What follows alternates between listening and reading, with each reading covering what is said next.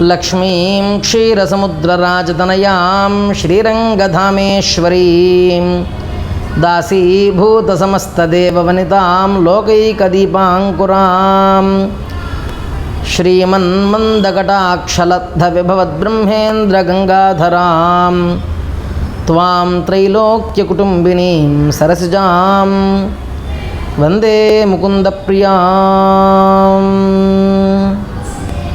శ్రావణ మాసం అత్యంత శుభకరమైనటువంటిది. ఈ మాసంలో లక్ష్మీదేవికి పూజ చేసిన, వ్రతం చేసిన, దీక్షగా శ్రద్ధాభక్తులతో అమ్మవారికి లఘువుగా చేసే కుంకుమార్చన, అలాగే కనకధారా స్తోత్రం పారాయణ, ఇటువంటి విశేషాలు అమ్మవారికి చాలా ప్రీతిని కలిగిస్తాయి. అందుచేత శుభకరమైనటువంటి మాసం శ్రావణ మాసం. ఈ శ్రావణ మాసంలో ప్రతి స్త్రీలు కూడా ముఖ్యంగా వరలక్ష్మీ వ్రతాన్ని ఆచరిస్తారు. అలాగే మంగళవారాలు గౌరీదేవిని పూజిస్తారు. ముఖ్యంగా పౌర్ణమికి ముందుగా వచ్చే శుక్రవారం నాడు వరలక్ష్మీదేవిని పూజ చెయ్యాలి. అలాగే శ్రావణ మంగళవారాలు గౌరీదేవిని పూజ చేయాలి. ఈ మాసం 5 మంగళవారాలు వచ్చాయి.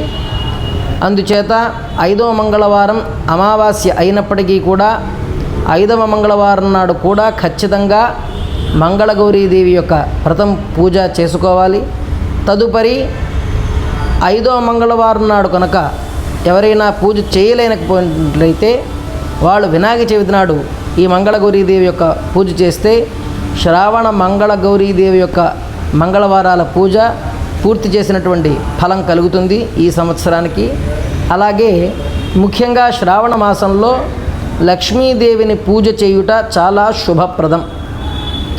పౌర్ణమికి ముందుగా వచ్చే శుక్రవారం అమ్మవారికి చాలా ప్రీతి. ప్రతి వ్యక్తి కూడా శ్రేయస్సుని కోరుకుంటాడు. శ్రేయస్సు అనగా అనపాయ సుఖావాప్తి లక్షణం శ్రేయ అని అంటే మనకి సుఖం కలుగుతుంది. సుఖం చంచలంగా ఉండి సుఖం వెళ్ళిపోయి దుఃఖం వస్తూ ఉంటుంది. అలా కాకుండా ఎల్లప్పుడూ మనని విడిచిపెట్టని సుఖం కావాలి అని, అటువంటి సుఖమే శ్రేయస్సు. అందుకనే భగవంతుని మనం ఎప్పుడు ఏం కోరుకోవాలి అంటే శ్రేయస్సును కోరుకోవాలి అంటారు. శ్రేయస్సుని కోరుకున్నట్లయితే ఆ శ్రేయస్సు ద్వారా ఎల్లప్పుడూ మనకు శుభ పరంపర అనేది కలుగుతుంది. ఎన్నటికీ మన నుండి విడిచిపెట్టనటువంటి సుఖం మన యందు ఉండే విధానమే, కోరికయే, అభీష్టయే శ్రేయస్సు. అటువంటి శ్రేయస్సుని ప్రతి వ్యక్తి కోరుకుంటారు. అటువంటి శ్రేయస్సుని అనుగ్రహించే తల్లి అమ్మ లక్ష్మీదేవి. కనుక ఆ లక్ష్మీదేవిని ఈ శ్రావణ మాసంలో పౌర్ణమికి ముందుగా వచ్చే శుక్రవారం పూజ చేస్తే చాలా ప్రీతి.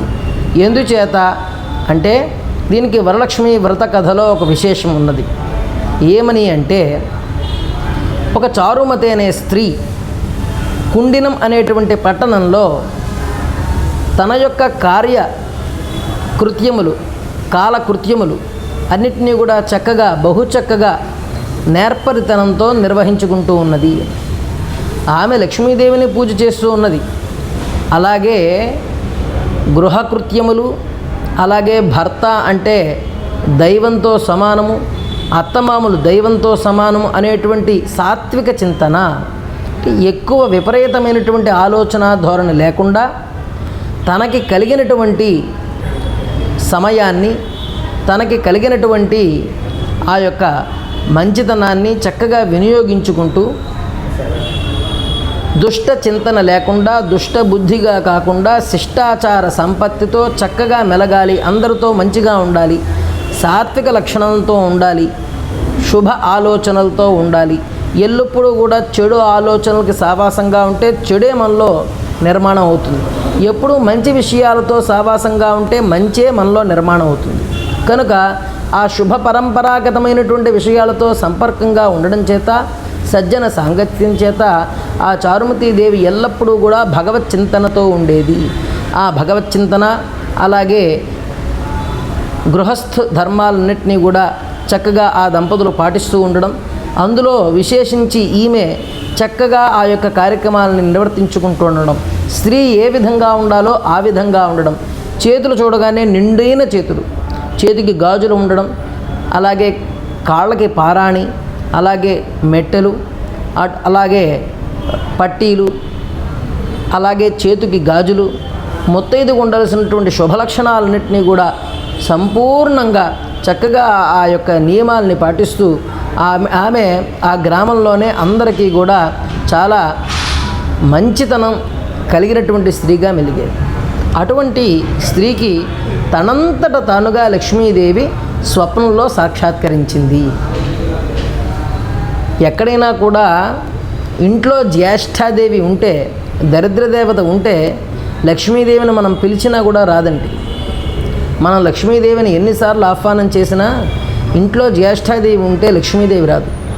జ్యేష్ఠాదేవి అంటే ఏమిటి అంటే తన లక్షణాలు ఏమిటి? ఆ లక్షణాలు అంటే సూర్యోదయాత్ పూర్వం లేవకుండా సూర్యుడు వచ్చిన తర్వాత 8కో 9కో లేవడం అనేటువంటిది జ్యేష్ఠాదేవి యొక్క లక్షణాలు. అలాగే ఇల్లు అపరిశుభ్రంగా ఉన్నా అవి జ్యేష్ఠాదేవి లక్షణాలే. ఈ రకంగా భగవచ్చింతన లేకుండా, సజ్జన సాంగత్యం లేకుండా, అలాగే శుభ విషయాల పట్ల చింతన లేకుండా, వాటి పట్ల అనురాగం లేకుండా అననురాగంతో దరిద్రదేవతకి వాళ్ళందరూ కూడా చిరునామాగా ఉండేటువంటి లక్షణాలు కలిగినటువంటి వాళ్ళ ఇళ్ళు కానీ మనుషులు కానీ వాళ్ళ యందు ఎప్పుడు కూడా లక్ష్మీదేవి యొక్క దృక్కులు ప్రసరించవు. కనుక లక్ష్మీదేవి యొక్క అనుగ్రహం కావాలి అంటే ఇల్లు శుభ్రంగా ఉండాలి, శరీరం శుభ్రంగా ఉండాలి, అలాగే శరీరం నిండైన ధనంతో ఉండాలి. ఎక్కడా కూడా ఎటువంటి అవలక్షణాలు లేకుండా చక్కగా నిండుదనంతో ఉంటే ఆ లక్ష్మీదేవి సాక్షాత్కరిస్తుంది. అందుచేత ఆ లక్ష్మీదేవియే సాక్షాత్తుగా తనంతట తానుగా ఇన్ని శుభలక్షణాలు ఉన్నటువంటి ఈ చారుమతి స్త్రీకి కలలో కనిపించి, అమ్మాయి పౌర్ణమికి ముందుగా వచ్చే శుక్రవారం నాడు నన్ను పూజించు, నన్ను అర్చించు, నీకు వరాలు ఇస్తాను అని. ఏమండి, ఇన్ని శుభలక్షణాలు ఉన్నప్పుడు నేరుగా వరాలు ఇవ్వచ్చు కదా, మళ్ళీ పూజ చేయమని ఎందుకు చెప్పడం అనే అనుమానం రావచ్చు. కానీ ఏదైనా సరే మనం కర్మని ఆశ్రయించి ఫలం పొందాలి, కానీ వినా కర్మ ఫలం కూడా లభించదు. ఏదైనా మనం మొక్క నాటి చెట్టు నుండి పువ్వులు పళ్ళు ఆశించవచ్చు, కానీ పక్కింట్లో ఉండేటువంటి చెట్టుకు పండే పళ్ళని, అలాగే పక్కింట్లో పూసేటువంటి పువ్వుల్ని మనం కాంక్షించకూడదు. కనుక చేతనైతే మనం ఒక మొక్కని పాతి చక్కగా దాన్ని సంరక్షించి దాని నుంచే ఫలాలు ఆశించాలి. ఆ విధంగా మనం కర్మని ఆచరించాలి. మనం కర్మను ఆచరించి ఆ కర్మ నుంచి మనం పుణ్య ఫలాన్ని పొందాలి అని ఆశించాలి తప్ప పరులు చేసినటువంటి పుణ్యాన్ని, పరులు చేసినటువంటి మంచి పనుల్లో మనం లాభాన్ని ఆశించాలి అనుకోకూడదు. అందుచేత లక్ష్మీదేవి యొక్క అనుగ్రహం ఎలా కలుగుతుంది అంటే ఈ శుభలక్షణాలు ఉండాలి, అలాగే పూజా కైంకర్యాలు, ఆ అమ్మవారిని ఆరాధించాలి, ఆ అమ్మవారిని పూజించాలి అనేటువంటి సాత్విక భావన, వీటి ద్వారా ఆ అమ్మవారి అనుగ్రహాన్ని పొందగలుగుతారు. ఆ విధంగా చారుమతికి స్వప్నంలో సాక్షాత్కరించిన అమ్మవారు పౌర్ణమిగా ముందుగా వచ్చే శుక్రవారం నాడు పూజ చేయమని ఆదేశిస్తే ఆ చారుమతి స్త్రీ ఎంత గొప్పదంటే ఆమె తాను ఒక్కతే పూజ చేయాలని అనుకోలేదు. వచ్చినటువంటి స్వప్నాన్ని ఇరుగు పొరుగు ఆడవారందరికీ చెప్పి ఈ పూజ చేస్తే లక్ష్మీదేవి అనుగ్రహిస్తుందిట, అందుచేత మనందరం ఈ పూజ చేద్దాము అని అందరినీ కలుపుకొని ఆమె అందరితో కలిపి ఈ పూజ చేసింది. ఆ పూజ చేయడం వల్ల ఆ స్త్రీలందరికీ కూడా చక్కగా ఒక ప్రదక్షిణం, పూజలో ఒక ప్రదక్షిణం చేయగానే కాళ్ళకి గల్లుమనేటువంటి శబ్దాలు కలిగినటువంటి మువ్వలతో కూడినటువంటి ఆ పట్టీలు అన్నీ కూడా ఏర్పడ్డాయట. అట్లాగే చేతికి ధగాయమానమైనటువంటి నవరత్న ఖచ్చిత శోభితమైనటువంటి గాజులు చేతికి అలంకారంగా ఏర్పడ్డాయట. మూడవ ప్రదక్షిణం చేసేసరికి రథ గజ తురగ అశ్వాలు అన్నీ కూడా వాటి గృహముల యందు నిండుగా అలరారుతూ ఉన్నాయిట, అలంకారంగా శోభగా ఉన్నాయిట.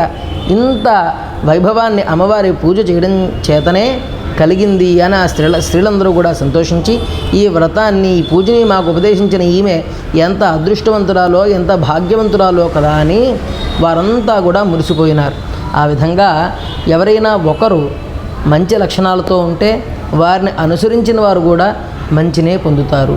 కనుక ఆ చారుమతి స్త్రీ చక్కనైనటువంటి శుభలక్షణాలతో ఉండడం, అలాగే శ్రావణ మాసంలో చేయవలసినటువంటి నియమాలని చక్కగా పూజా విధులను ఆ ఆచారాలను చక్కగా పాటిస్తూ ఆ అమ్మవారి యొక్క అనుగ్రహాన్ని పరిపూర్ణంగా పొందింది. ఆ పొందడం చేత తద్వతు ఏవం విధం అట్లే అందరు స్త్రీలు కూడా ఈ శ్రావణ మాసంలో ఆ శ్రావణ లక్ష్మి అనుగ్రహాన్ని పొందాలి అని పెద్దలు మనకు పౌర్ణమికి ముందుగా వచ్చే ఈ శుక్రవారం నాడు చక్కగా ఈ వరలక్ష్మి వ్రతాన్ని ఆచరించమని, ఆచరించి ఆ ఫలాన్ని పొందమని మనకి అందరూ తెలియజేస్తూ ఉన్నారు. లక్ష్మీం క్షీరసముద్ర రాజదనయాం శ్రీరంగధామేశ్వరీం దాసీభూత సమస్తదేవ వినితాం లోకైక దీపాంకురాం శ్రీమన్మంద కటాక్షలబ్ధ విభవద్ బ్రహ్మేంద్ర గంగాధరాం త్వాం త్రైలోక్య కుటుంబినీం సరసిజాం వందే ముకుంద ప్రియాం అంటాం. ఆవిడ్ని ముకుంద ప్రియాం అని చెప్పి మనం కొలుస్తాం. అంటే విష్ణుమూర్తికి చాలా ఇష్టమైనటువంటిది, అంటే విష్ణుమూర్తి యందు అత్యంత అనురాగం కలిగినది అని కూడా చెప్పుకోవాలి. ఎందుచేత అంటే ఆయన శ్రీపతి, శ్రీపతి అని మనం పిలుస్తాం. అలాగే లక్ష్మీవాన్ అని పిలుస్తాం. శ్రీపతి అనగా అమృతమథనే సర్వాన్ సురాసురాదీన్ విహాయ శ్రీరేనం పతిత్వేన వరయామాస ఇది శ్రీపతి అని. అమృతసాగర సమయంలో క్షీరమథనంలో ఆ అమ్మవారు ఉద్భవించినప్పుడు సురాసురులందరినీ విడిచిపెట్టి ఆ యొక్క విష్ణుమూర్తినే భర్తగా స్వీకరించినది, భర్తగా కోరుకున్నది విష్ణుమూర్తిని. అందుచేత ఆయన శ్రీపతి అయ్యాడు. విష్ణుమూర్తి కూడా శ్రీపతి ఎట్లా అయ్యాడంటే లక్ష్మీదేవి ఆయన్ని చేరడం చేత. కనుక శ్రీమంతులు అవ్వాలి అంటే లక్ష్మీ అనుగ్రహం కావాలి. అట్లే లక్ష్మీవాన్ అని చెప్పి విష్ణుమూర్తిని కొలుస్తారు. లక్ష్మీర్యస్య వక్షసి నిత్యం వసతి ఇది లక్ష్మీవాన్ అని.